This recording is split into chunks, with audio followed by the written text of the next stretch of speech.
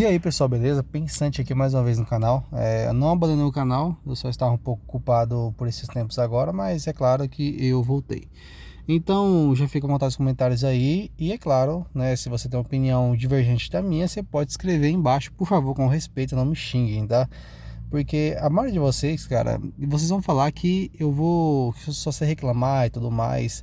Só que ter CNH no Brasil e ter carro, cara, é extremamente palhaçada, cara. É difícil, é doloroso, porque você lida com um monte de chatice, tá? E, obviamente, cara, eu não tenho um síndrome de vira-lata, eu não vou, sei lá, vou ficar idolatrando outros países. Porém, cara, deveria ser mais fácil, deveria ser um pouco melhor. Então, é isso que eu vou escorrer no vídeo sobre hoje. Então, por exemplo, cara, eu tenho já CNH, tá? Eu já tenho CNH, eu já tenho um carro. E quando na época eu fui tirar, eu paguei 3.500 na CNH. Então é um papel extremamente caro, que basicamente você tem que fazer um curso para você poder dirigir.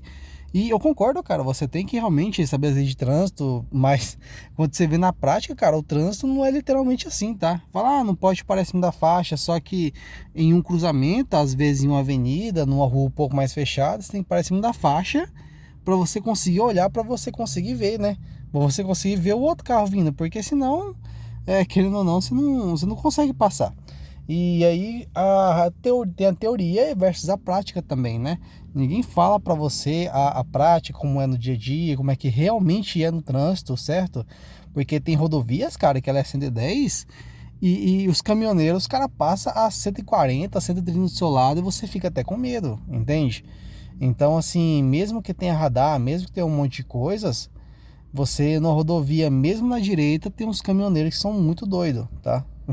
E aí você não pode vacilar nem a pau. Você andar na rodovia devagar é mais perigoso que você andar a 120 por hora no seu carro ponto zero aí. Às vezes, né? Em algumas partes do Brasil aí.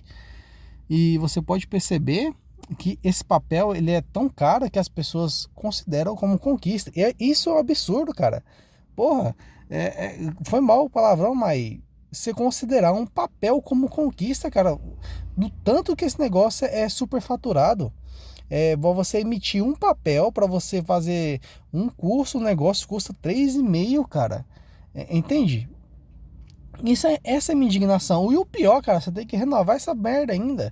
Eu tenho um EAR na minha carteira e esse ano passado, na verdade, eu paguei 500 e poucos reais para conseguir renovar minha carteira.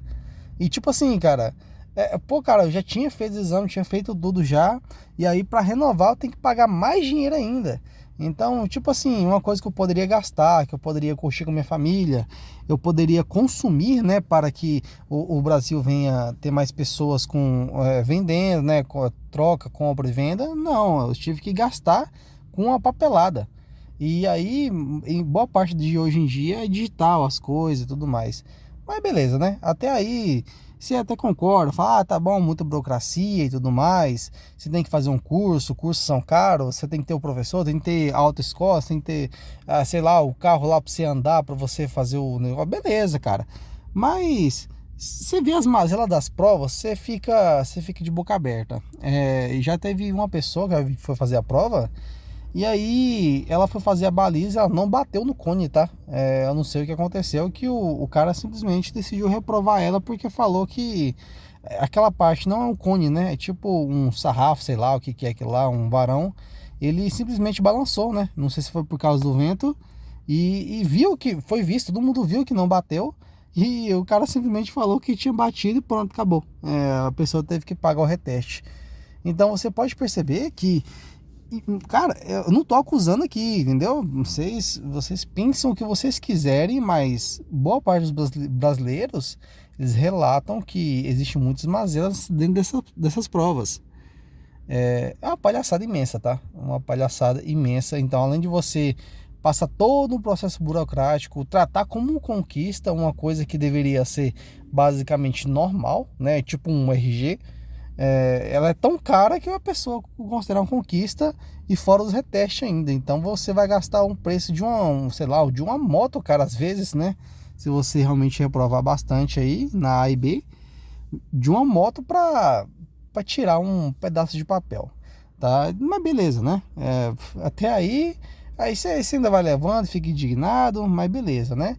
Mas aí você vai lá, tira a sua CNH e você, caramba, agora minha vida vai pra frente, agora eu vou dirigir na noitada, agora eu vou fazer tudo que eu quero. Não, não é assim também, cara. Sabe por quê? Porque agora você precisa de um carro. E aí entra uma das maiores frustrações dos brasileiros, né? O bendito do carro, né? Nem a casa.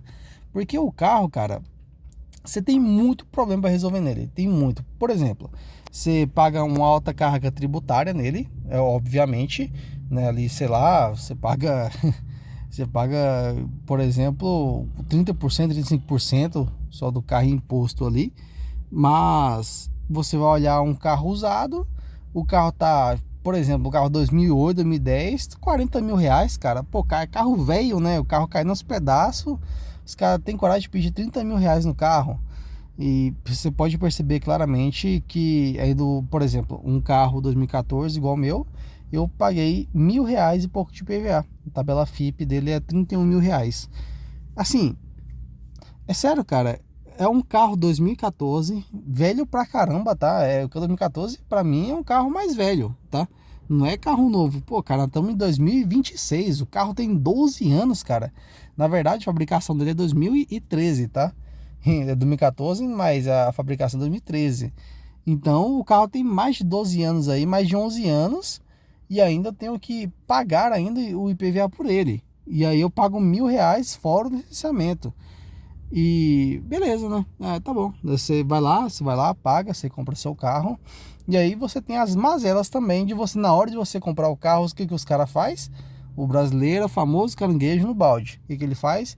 Ao invés de assumir a bomba, ir lá, arrumar o carro e vender, não. O cara vai lá, disfarça o carro, vende pro outro, mesmo podendo causar um acidente. Teve um amigo meu recentemente que ele comprou o carro, né? Comprou num garageiro. E aí ele tava andando, quando veio, sentiu a roda do carro meio dar uma tremida. E quando eu fui olhar, a roda tava colada, cara. Os parafusos da roda, tudo espanado. E aí ele levou no mecânico, o mecânico, cara, como é que isso daqui não soldou com você na pista? Foi basicamente um milagre, né? E tipo assim, cara, você vai comprar o carro, beleza, você não vai confiar nas pessoas, né? Mas você vai conferir um motor, o câmbio ali.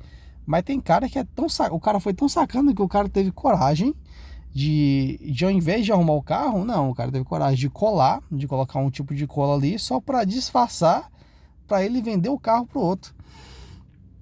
Então, para você viver no Brasil, cara, você tem que ser um cara que entende então de mecânica, né, no mínimo, de burocracia, no mínimo, e de golpe também. Por quê? Porque tem muito golpe de carro também.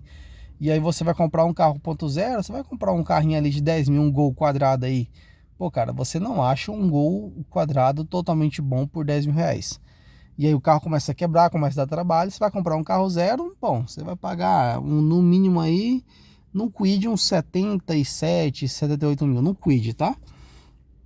Tudo bem, cara, tudo bem que tem gente que fala, Kwid não é carro, mas, pô, cara, beleza, você vai andar num carro, vai andar no Kwid, mas 78 mil, 77 mil reais num carro novo, cara, e um carro que, sabe, não é lá aquelas coisas, é sacanagem. Tipo, por exemplo, um carro de entrada da Fiat, né, você vai pagar no mínimo ali 100 mil reais, 90 mil reais.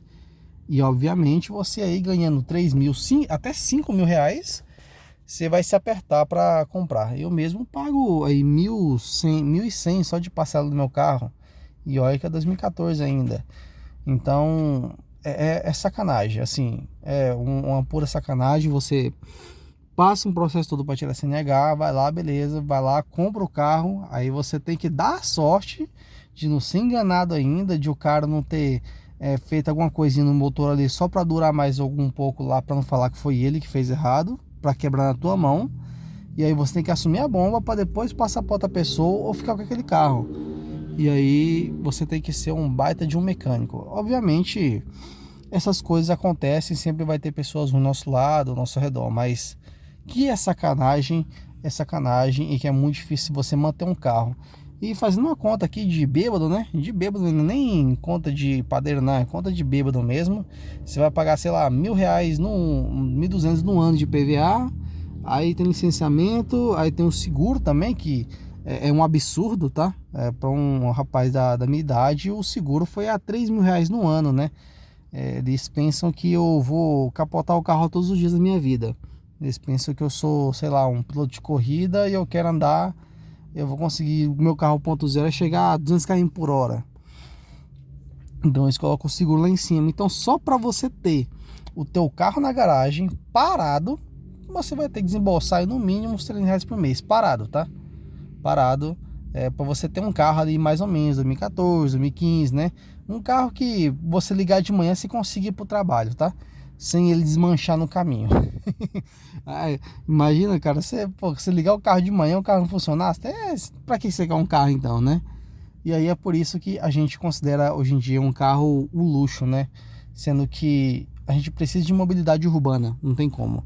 Você vai no shopping, você vai, sei lá, de noite, sair de noite, você não vai andar, pô, de busão, cara, tem muita arrastão por aí, tem muito roubo. Você vai buscar, sei lá, tua namorada, tua esposa, e chove pra caramba, e você não quer ir de moto, você tem que ter um carro pelo menos, né? Você vai, às vezes tem filho. E sempre vai surgindo essas necessidades diárias de ter um carro mesmo, cara. Porque por mais difícil que seja, você sempre vai querer o melhor para a sua família. Então, tudo isso, cara, engloba em frustração do brasileiro, tá? E não sou só eu, tá bom? Cara, você muito reclamou, pô, cara, mas me fala se não tá certo.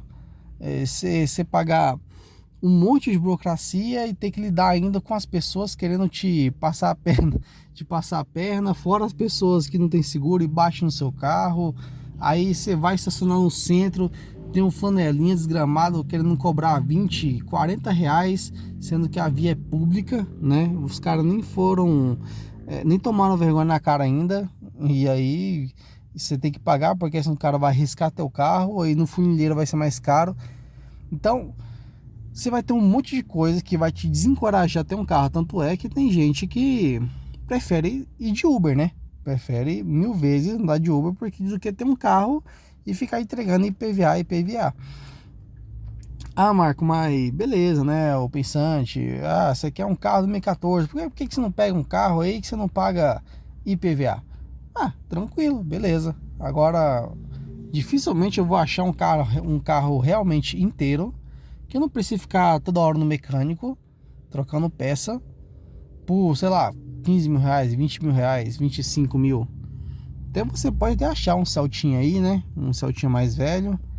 Mas, pô, cara, fala a verdade, você sempre vai querer um carro um pouquinho mais novo, né?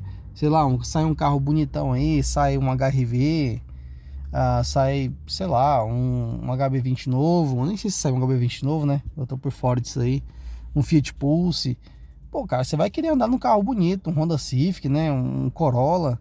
Mas não, né? Você tem que andar num carro mais inferior. É lógico que os 1.0 são muito bonitos, tem o seu charme, mas tem que andar um carro bem mais inferior, só porque você tem que pagar uma taxa anual de R$ 4.000 ali se você tiver um Corolla ou um HR-V.